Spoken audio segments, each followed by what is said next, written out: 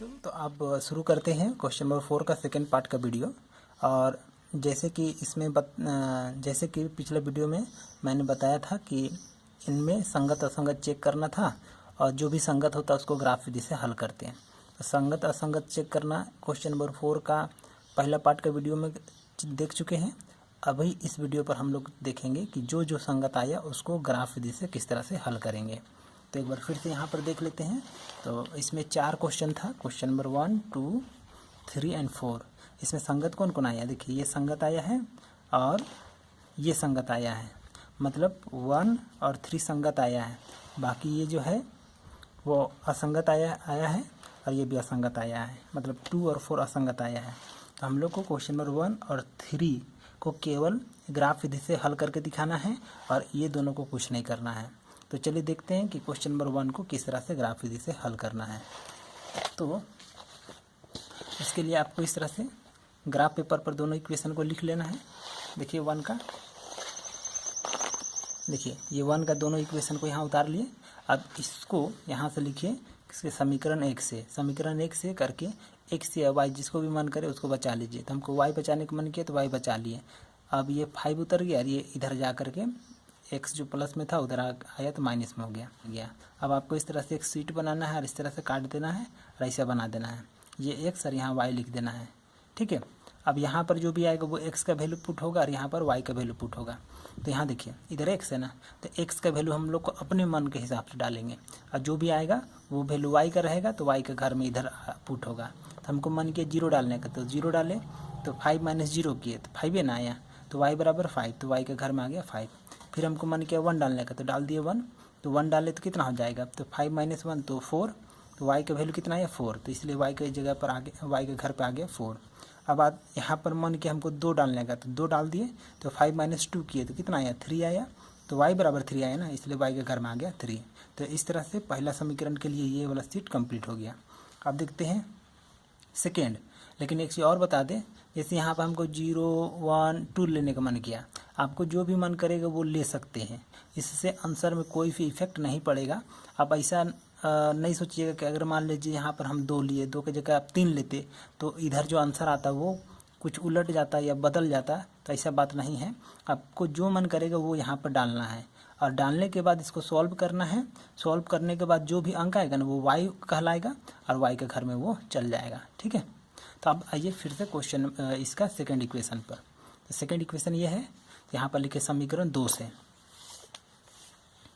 चलिए देखिए समीकरण 2 से 2y इक्वल टू, देखिए ये वाला बचा है ना, 2y इक्वल टू 10, फिर ये इधर आया तो 2x हो गया, यहाँ y बचा है तो 10 - 2x यहाँ आया, और ये गुना में था जो 2 ना वो नीचे आ गया। अब क्या किए, दोनों से कॉमन लिए, तो 2 जैसे कॉमन लिए तो 2 × 5 = 10, और ये 2 बाहर निकल गया तो केवल x, ये कट गया तो कितना बचा हम लोग का 5 - x। अब इस तरह से हम लोग एक सीट बना लिए है ना, और यहाँ x y लिख दिए। अब चलिए वैल्यू पुट करना शुरू कीजिए, x में जितना भी मन करे वो डालिए। तो हमको 0 डालने का मन किया तो 0 डाले, तो 0 डाले तो 5 - 0 तो कितना हुआ 5 आ गया। फिर 1 डालने का मन किया तो 1 डाले, तो 1 डाले तो 5 - 1 तो 4, तो y बराबर 4 डाल दिए। फिर 2 डालने का मन किया तो डाल दिए 2, तो 5 - 2 किए तो 3 आया, तो y की जगह में कितना आया 3 आ गया। अब इस दोनों का हम लोग को ग्राफ खींचना है। तो चलिए देखते हैं ग्राफ किस तरह खींचना है।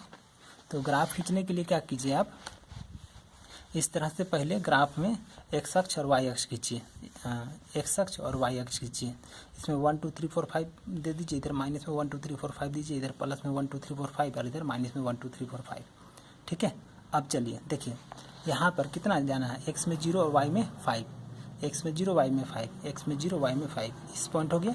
यहाँ पे इस तरह से बिंदु कर दीजिए, फिर x में 1 फिर y में 4, तो x में 1 जाइए, y में फिर 4, यहाँ आकर के फिर बिंदु दे दिए। फिर क्या बोला, x में 2 जाइए और y में 3 जाइए, तो x में 2 आए और y में 3 आए, तो यहाँ हो गया, यहाँ पे पॉइंट कर दीजिए। इस तरह से 3 पॉइंट आया, यहाँ यहाँ यहाँ स्केल से इसको मिला दीजिएगा, ठीक है। यह हो गया। उसके बाद देखिए सेकेंड वाला का इससे, तो x में कितना 0, y में 5 मतलब यही, फिर x में 1 y में 4, x में 1 y में 4 मतलब फिर से यही वाला पॉइंट, x में 0 y में 5 हुआ ना। सेकेंड में क्या बोला है 1 फिर 4, तो x में 1 y में 4, इस तरह बिंदु हो गया। फिर x में 2 y में 3, x में 2 y में 3, इस तरह से। अब ये इस तरह से इसको आप मिला दीजिएगा। तो फिर से जो लाइन सेकंड लाइन आ रहा है वो भी इसी में चढ़ गया ना। तो ये जो लाइन है वो दोनों के लिए है, तो इसलिए देखिए यहाँ पर जो एरो का साइन है वो एक तो छोटा वाला दिखा रहा है, एक तो बड़ा वाला दिखा रहा है। कहने का मीनिंग इसमें दो लाइन है, एक बड़ा वाला एक छोटा वाला, ठीक है। तो दोनों लाइन एक के ऊपर एक चढ़ गया, तो इसके चलते ये वाला भी इक्वेशन इसी में लिखा गया और सेकेंड वाला भी इक्वेशन इसी में लिखा गया, ठीक है। अब आपको मालूम होगा कि इस तरह का अगर एक लाइन दूसरे के ऊपर चढ़ जाता है तो इसको कहते हैं संपाती होना। तो इसीलिए यहाँ पर लिख दिए संपाती रेखाएं, मतलब ये कैसा रेखा है, तो संपाती रेखा है।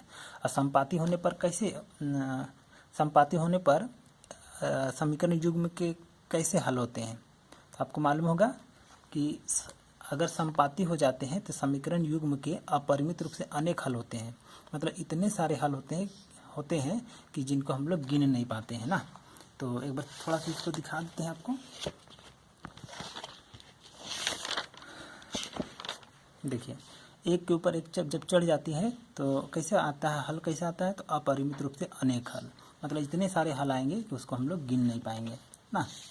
तो इसीलिए जब एक के ऊपर एक चढ़ गया तो यहाँ लिख दे संपाती रेखाएं, और यहाँ पर लिखें देखिए समीकरण युग्म के अपरिमित रूप से अनेक हल होंगे जहाँ पर y इक्वल टू ये वाला को उतार दिए 5 - x। तो इस तरह से हो गया हम लोग का आंसर, ठीक है। तो 1 कंप्लीट हो गया। अब देखते हैं इसका सेकेंड वाला भी हम लोग का क्या चीज़ था, संगत था।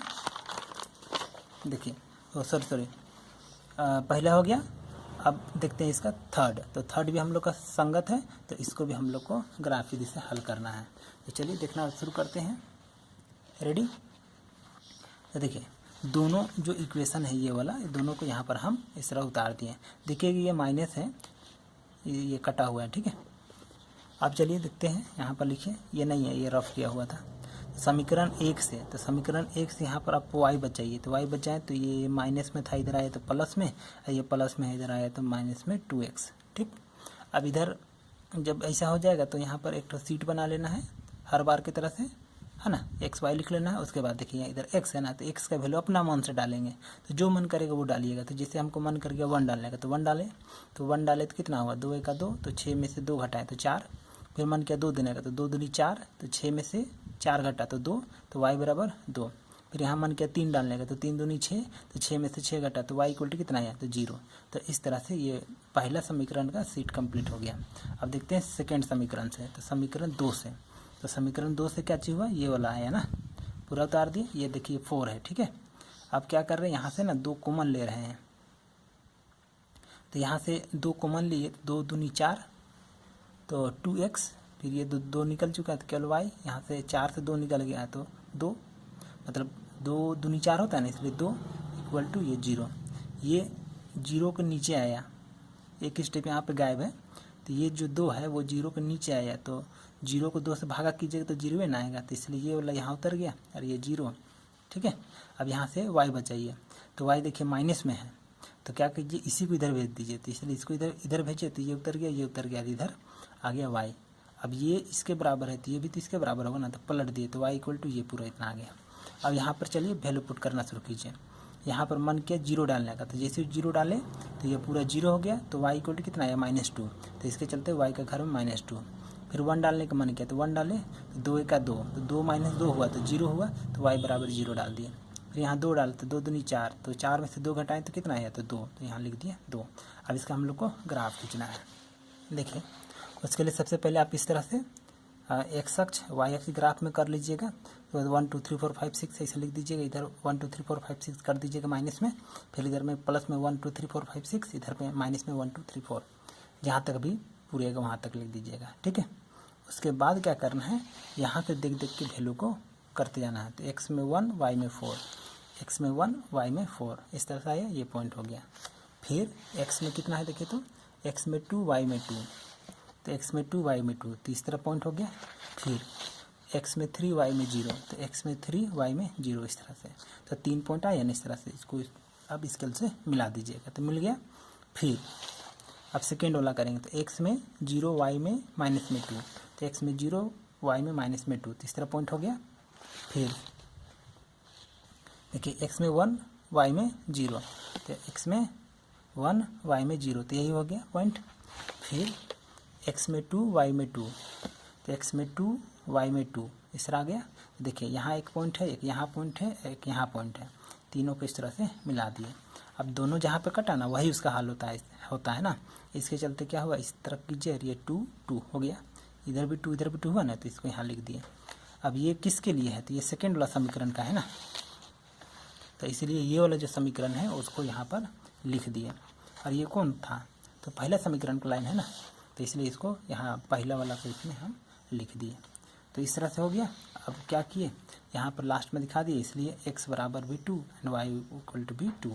तो हम लोग का हल कितना हो गया, इसलिए x equal to 2 and y equal to 2 हो गया, यही हम लोग का हल। तो उम्मीद करते हैं कि क्वेश्चन नंबर 2 का जो भी संगत थे उसका ग्राफ किस तरह से खींचना था समझ में आ गया होगा।